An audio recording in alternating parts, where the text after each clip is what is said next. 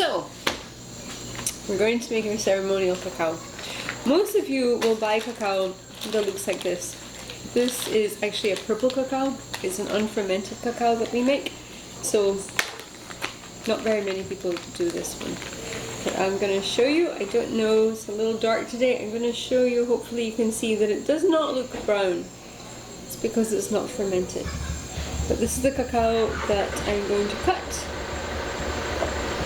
And we're going to enjoy the noise of the truck outside because this is normal life. So let me move this over here. Alright, so when you're cutting your cacao, you really just want to shave it.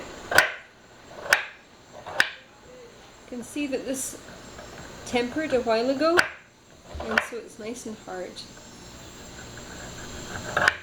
And you want it to be as small as shavings as possible because you want it to melt. And so the smaller the better. Cacao is 55% fat, and so the higher the cacao percentage, the more fat you've got in it, and so the easier it's going to be to melt.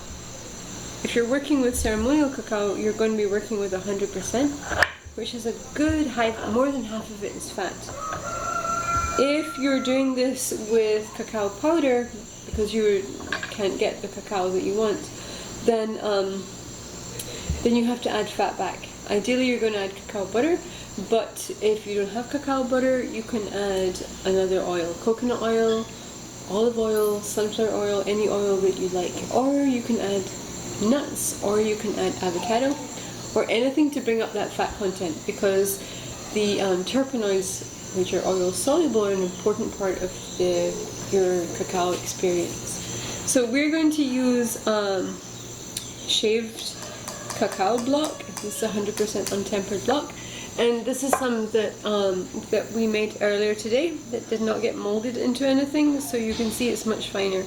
So I'm actually going to use this because right now the purple cacao is very strong, and it is 4 o'clock in the afternoon, 5 o'clock in the afternoon, and I'm not ready for the purple cacao.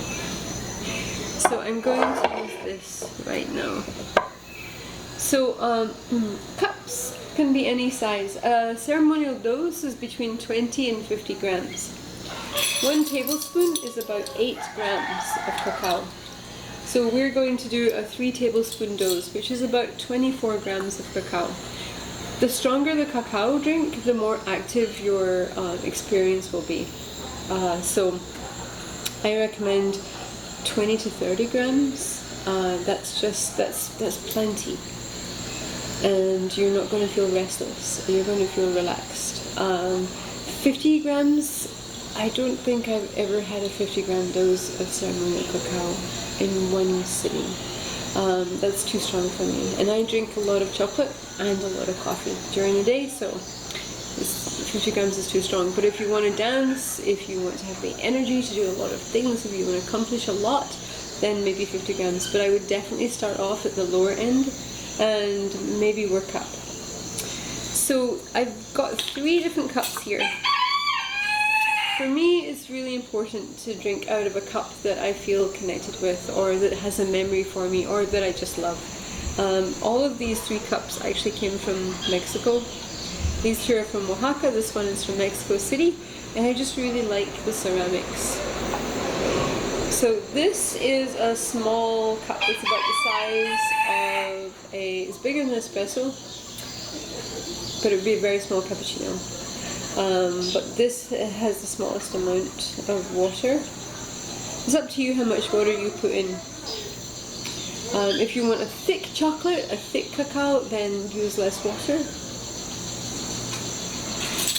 So I'm going to take 3 tablespoons, and those 8 grams is a level tablespoon, and put it in. So this has got a lot of dust in it, or finely ground cacao. So obviously if you have bigger chunks in there, it's going to take up more volume for less weight. So you just start off with 3 and then see where you go. So it's 1, 2, 3. And really, it's taking up definitely more than a third of this cup, but maybe less than half of the cup. It's quite a lot of chocolate. So into this cup I am going to add my water. So this is water that's been boiled. I just took it out of the kettle, but I prefer to put it in something prettier. If you're really working with the cacao in a very ceremonial way, then you can use water that's an infusion, or you can use water that's a hydrosol as well, or you could use water that you had crystals in. Watch your crystals for water solubility. Any crystal that ends with ITE can be soluble in water, and so put that around your water before you boil it. Don't boil the crystals in your water. So we're going to add it in and let it just soak for a moment. And then for me it's really important how we stir it too. This is my bone spoon. I really like working with bone. I really like working with bone is good. For the Mayans, bone was lucky, and the whole idea of Mexican skulls came out of the fact that bones were lucky, skulls were extremely lucky. Skulls were your ancestors, and if you had the skulls of your ancestors around, then you had the protection of your ancestors. And so skulls, Mexican skulls, are really important in the old culture. So I'm going to use a bone spoon, and I'm going to just give it a stir. I like going I naturally go counterclockwise or Widdershins in my stirring. Do what feels right to you. One direction, one spiral is incarnating, the other spiral is excarnating, so think about what you want for that day. Do you want to be incarnated or do you want to be excarnated? Oh, see, I'm doing it the other way now and I feel a little nauseous. I'm going to stir back.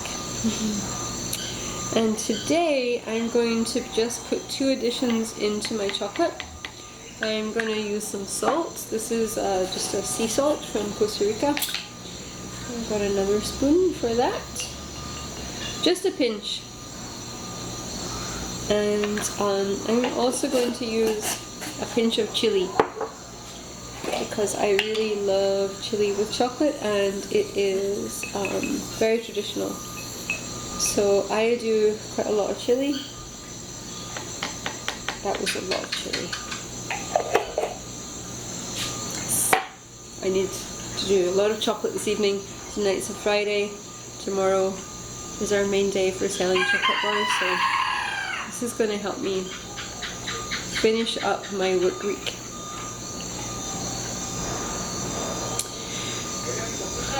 So as we're doing this whole process, then we can be setting our intentions. At every stage you can be setting intentions. If you're going to be using a hydrosol or an infusion or a herbal tea for your water component, then you're definitely setting intentions right from the very beginning. When you're cutting your cacao, think about cutting. Think about what you want to cut out, what you want to open space for. When you're mixing your cacao, water is in motion. And so think about what you're stirring into your water, what emotions you're working with, what fluidity, what change, what dynamic nature are you putting into your cacao. And then with the inclusions, so the salt, it's beautiful if we know where our salt comes from. It's beautiful if we know where our herbs come from. So as we're adding them, we want to be thinking about where are these from? Are they from the same region? Are they native to the same region as cacao? How are they going to work if they're not friends? How are they going to work if they haven't evolved together? Have I already introduced these species together? Do they know each other? Cinnamon and chocolate, cinnamon cacao, cardamom cacao are really, really popular. Nutmeg too. They're all from India. They have no relationship with cacao, but they work really well together. And so I'll always be thinking, what am I adding to it? What other herbs do I want to call into this experience? You don't have to use any other herbs. You can just use your cacao straight. The last thing is sweetener. So the cacao was always drunk as a bitter. The word chocolate means bitter water. There was never any sweetener added. Sugar cane and sugar beets were both introduced to the Americas by the Europeans, so there was no natural sweetener here. The honeybee was also introduced by the Spanish. And so before that, there was these little tiny stingless bees that would make very, very little honey, and you would only use that as a medicine. You would never use it to sweeten something. It was far too precious. So the cacao was never sweetened. If you want to sweeten it, if you feel like you need the sweetness, then by all means do it. You can use honey, you can use agave, which would be the most appropriate in terms of those plants knowing each other from way, way back. Or you can use any other form of sugar. I feel like I get enough sugar in other places, and so I drink my cacao plain or bitter. So when we make cacao, we always prepare her and then we let her sit. Traditionally, the cacao was never taken straight. You always left cacao sitting for the gods to come and take the first sip, or the spirit of cacao to come and take a sip. And then you could raise it to your lips. There is a ritual that was really typical, and was done every day for drinking cacao, but we'll save that for another time. So once you have your ceremonial cacao blend ready, then you can sit it on your altar, or you can go to your comfortable space and enjoy. When you're, we'll do that in another video. So I'm going to leave you just now, and many blessings. May she bring you what you need.